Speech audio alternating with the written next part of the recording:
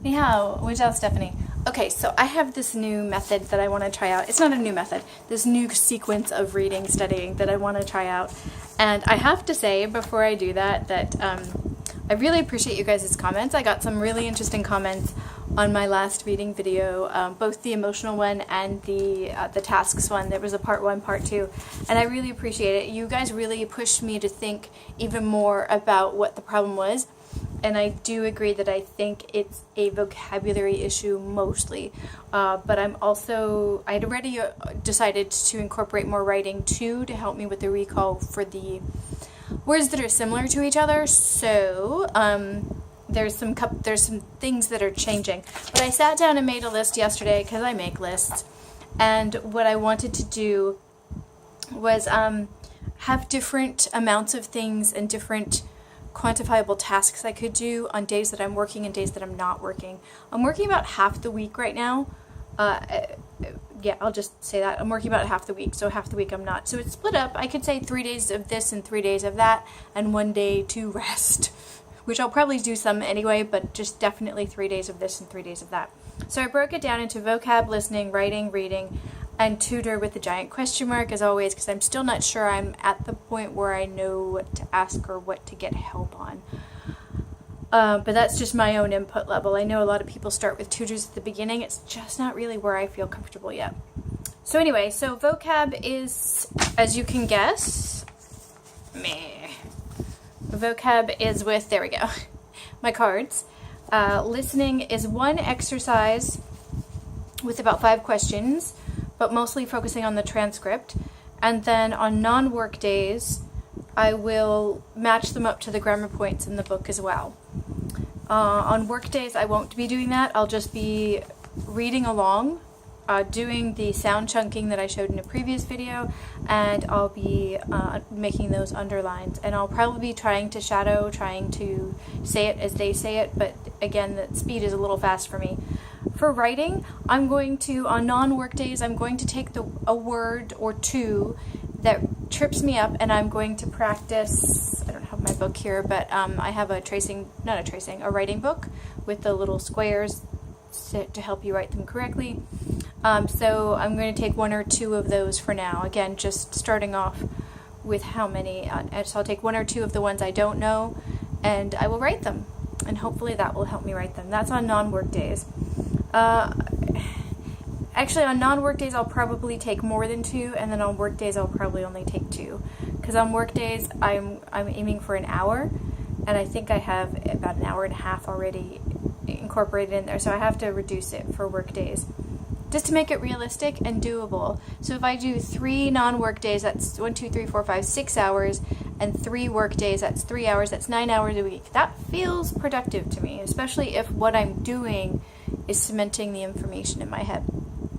Then with reading, and I think this is going to be optional for a while, but there's a lot of reading in the course book that I haven't touched yet, so I think I want to review those. They're super short, so on non-work days, that's very easy.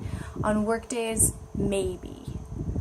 And then the tutor is question mark, and then on non-work days, I do material preparation, getting the transcripts ready to make sure they're big enough and printed out so I can write all over them without straining, big enough that I could even take them to the gym and use them when I'm on the elliptical. Maybe? I don't know. I'm trying to combine movement with studying, so there's that. So that's the general plan. I feel like I have all of the things that I lost doing. Oh, I still want to decompose more.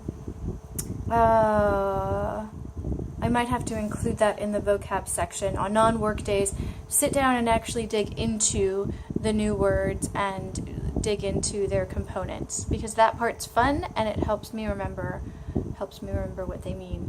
So I need to add that to the non-work day vocab thing. But for work days, I don't have time to do that. Just doing the vocab alone takes about 20 minutes to 30 minutes.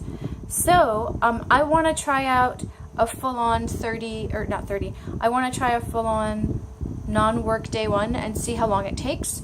Don't worry, I'm not going to record the whole thing. I will do mini reports between each step, at least. I think I'm going to try, because I do have to go somewhere tonight, so I'm splitting my studying into 2 bits, before I go and after I go.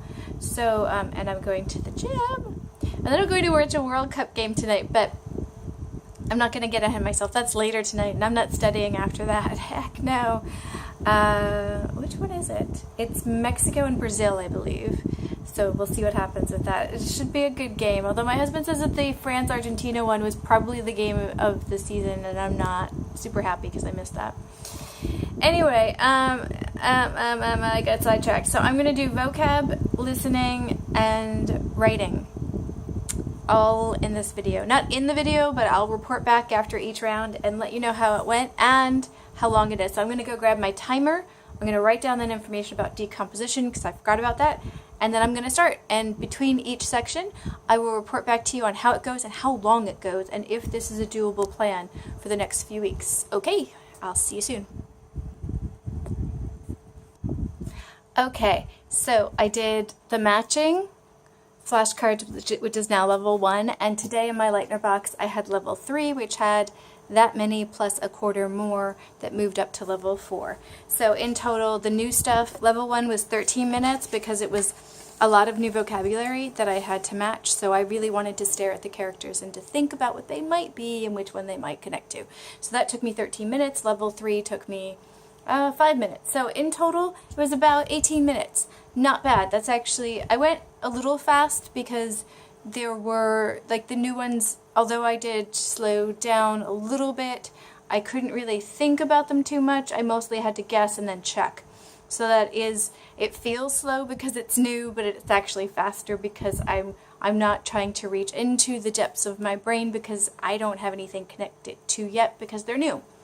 So there's that. Alright, time for part 2, which is the listening. Oh, here we go. Okay, so I'm going back to HSK3, Chapter 1, Part 1, and yep, so here I go. I'll be back in a bit. Okay, that was ridiculously easier than I thought. It only took me 10 minutes. Where's that? I'm making a list to see if this is doable on a day when I'm not working. So the reading the reading with transcripts, which is actually listening plus reading with transcripts. It only took me 10 minutes, okay, 11 minutes, reading 10 minutes and 56 seconds. And I'll flip the camera around and show you what I did because I want to read one of them out loud in order to, or to try to read one of them out loud to pick out the writing that I need to work on. So it's not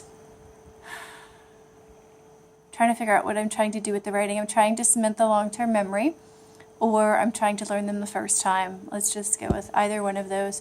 So the meaning of them was pretty good. Once I underlined the chunking, I could then focus on the meaning, so I listened to each about 3 times, and they're really short exchanges still, but for some reason this felt a lot easier than Chapter 2, but there are still some words that I don't recognize off the top of my head. So, but hearing the word and seeing it, I think is helping. So I'm going to try to read a few of these and see how awful this gets. And I want to take about 2 or 3 of them, just for the first day, 2 or 3 of them. I might build up to 5 on non-work days and just write them a number of times. And I will quantify that as time goes on. But right now, I don't think I'm going to do what some people do, which is like 100 times each. I don't think I've got that in me. I have wrist problems. It's not a laziness issue for those people that might think that. I have wrist and hand problems and stuff. So I think I'll probably do maybe 10 each, and then maybe I'll trace it in the air after that to practice. Anyway, okay, so I'm going to try to turn the camera around and try to read a little bit. This will be painful. Here we go. Alright, so let's see if we can do this. I really wish I had a camera where you could just flip it around, just like when you do when you're starting to film. Can you see that? Okay, I don't think you can yet. Well, why don't I put it sort of like where I'm sitting, and then you should be able to see it, because then you'll be me. Excuse the awkwardness here. It's ironic that we have these kinds of beautiful TVs in our apartment, because we never watch anything on those. We always do it with our phones. We always watch stuff with our phones. This is not working, so I'm going to make a part 2 video where I do the reading part, because this is just ridiculous. More soon.